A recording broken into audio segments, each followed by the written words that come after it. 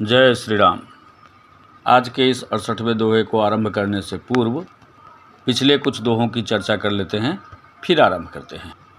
सती के रूप में अपने आप को अग्नि में जलाकर भस्म करने के बाद माँ भवानी का जन्म हिमाचल के यहाँ होता है और इस जन्म में उनका नाम पार्वती होता है।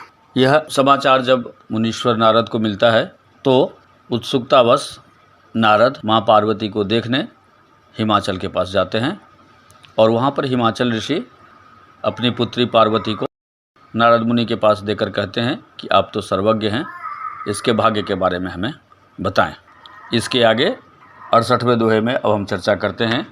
सुनि मुनि गिरा सत्य जिय जानी, दुख दंपतहि उमा हरसानी। नारदहु यह भेदु न जाना, दशा एक समुझव बिलगाना। सुनि मुनि गिरा सत्य जिय जानी। नारद मुनि ने क्या कहा? उन्होंने कहा इनका पति योगी होगा, जटाधारी होगा, निष्काम हृदय होगा और नंगा और अमंगल वेश वाला होगा। और उनकी इस बात को सुनकर सुनि मुनि गिरा सत्य जिय जानी। मुनि की इस वाणी को सुनकर दोनों पति पत्नी ने इसको सच जान लिया, समझ गए कि यही सत्य है। दुख दंपतहि उमा हर्षाणी। और इस सच को जानकर कि उनका पति निष्काम हृदय, नंगा और अमंगल वेश वाला होगा, दोनों पति पत्नी को अर्थात हिमवान और मैना को अत्यंत दुख हुआ। लेकिन जब उमा ने यह बात सुनी तो उनको क्या हुआ? उनको प्रसन्नता हुई। दुख दंपति को दुख हुआ, हिमवान और मैना को दुख हुआ और पार्वती जी के मन में हर्ष हुआ अर्थात खुशी हुई, प्रसन्नता हुई यह जानकर कि मेरा पति ऐसा होगा।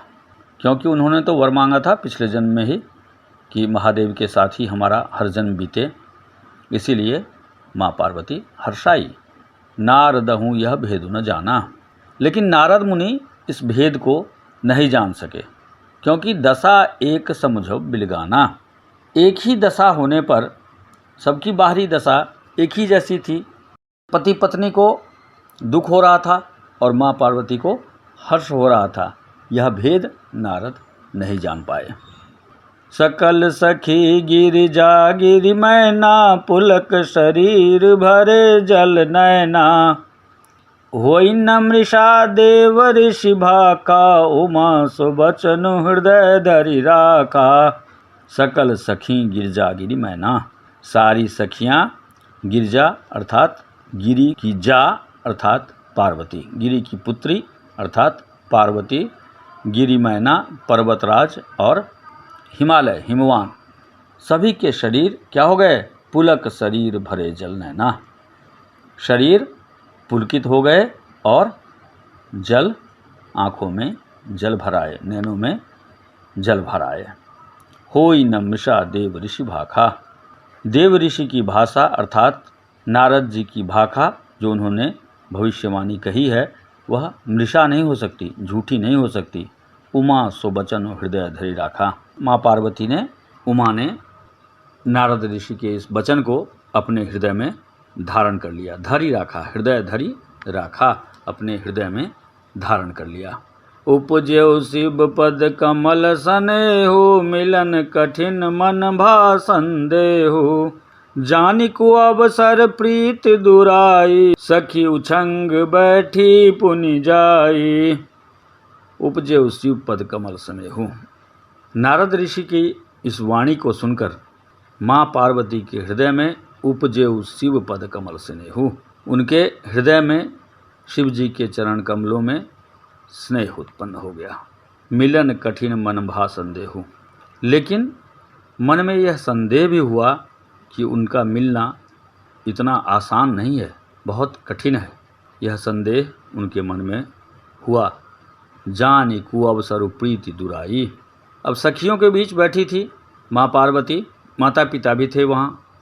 तो माता पिता से अलग होने पर जब सखियों के बीच थी माँ पार्वती, तो अपने इस शंका को मन में रख कर, एक तरफ तो उनको खुशी थी कि शिव जी के चरण कमलों में फिर से हमारा स्नेह होगा, उनका साथ मिलेगा, मैं उनकी अर्धांगिनी बनूंगी। दूसरी तरफ ये अवसर अच्छा नहीं था, सखियों को ये जानकारी मिल जाएगी तो उनका मजाक उड़ाएंगी या कुछ कहेंगी, इसलिए उन्होंने अपने इस प्रेम को अपने अंदर ही रोक कर रखा और सखी उछंग बैठी पुनि जाई, और कूदकर सखी की गोद में जाकर बैठ गई। झूठी न होई देव ऋषि बानी, सोचई दंपति सखी सयानी। उर्धरि धीर कहई गिरिराओ, कहो नाथ का करियउ पाओ। झूठी न होई देव ऋषि बानी। देव ऋषि की वाणी अर्थात नारद मुनि की वाणी झूठी नहीं हो सकती। सोचहि दंपति सखी सयानी, दोनों पति पत्नी और समझदार सखियाँ ये सब सोच रही हैं। उर्धरि धीर कहीं गिरिराऊ, इतना होने पर भी अपने हृदय में क्या किया, धीरज धारण करके गिरिराज ने कहा, पर्वतराज ने कहा, क्या कहा, कहु नाथ का करियउ पाऊ। हे नाथ, हे मुनेश्वर, आप हमें इससे बचने का कोई उपाय बताएं कि इस तरह का निष्काम हृदय और नंगा मंगल वेश वाला पति इसे ना मिले, इसे सुंदर पति मिले। ऐसी प्रार्थना दोनों पति पत्नी ने नारद मुनि से की। कह मुनीश हिमवंत सुनो, जो विधि लिखा लीलार। देव दनुज नर नाग मुनि, को न मेट निहार। सियावर राम जय जय राम। मंगल भवन अमंगल हारी, द्रवौ सो दशरथ अजर बिहारी। इस पर नारद मुनि ने कहा, हे हिमवान, कह मुनीश हिमवंत सुनो, जो विधि लिखा लीलार।